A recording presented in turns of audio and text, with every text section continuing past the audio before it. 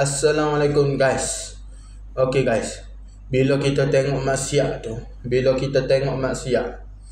contohnya orang perempuan lalu comel, jalan lengut-lengut, berjalan lengut-lengut, mata kita ni, mata kita terpanah gitu, duk dalam dunia, rasa sedap kenikmatan.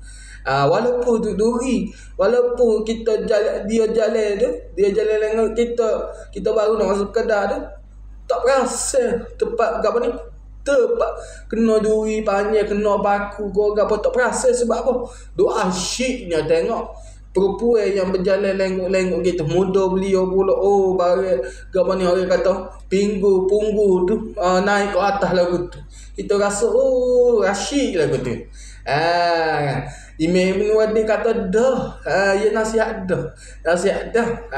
Ya kata ya awak misal dah umpama lagu tu. Misal lagu mana? Tu. Inta badda tankasif samsudduha. Jikalau dia tengok tu, jikalau seseorang tu tengok tu, tankasif samsudduha, tergelarlah matahari tu. Wa idza ma masa, apabila berjalannya seorang perempuan, seorang muda belia yang berjalan lengut-lengut tu, dan yuzri bil asal, nescaya orang yang tengok tu, walaupun terpijak dengan duri panjang sekalipun, yuzri bil asal, terpijak dengan duri yang panjang sekalipun, tak rasa pun. Kerana apa? Kerana nikmat. Tapi kena ingat nikmat pun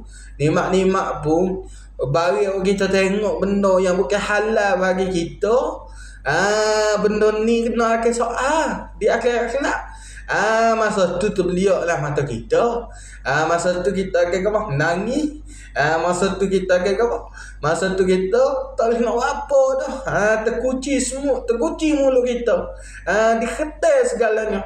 Kenapa pada hari tu semua anggota kita ni jadi saksi kita lah. Jadi saksi kita di akhirat kelak tu. Di pada masa tu. Mulut kita tak boleh nak kejek, Tuhan tak benar dah.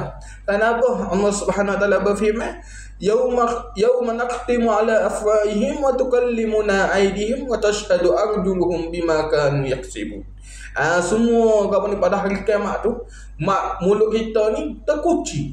Hanya tangan, mata kita jadi penyaksian, kaki kita jadi penyaksian, telinga kita jadi penyaksian. Tang itu.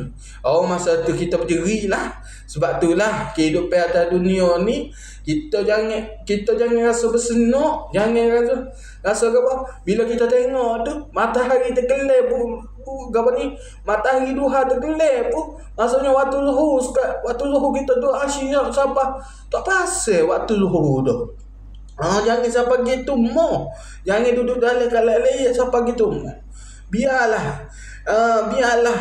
ni jangan duduk siapa gitu. Siapa kita tu tak pasalnya waktu duha dah habis, membazir masa dan sebagainya. Janganlah lagu tu. Jangan adik kakak lagu tu. Marilah kita pakak kembali kepada jalan sunnah ni adik kakak.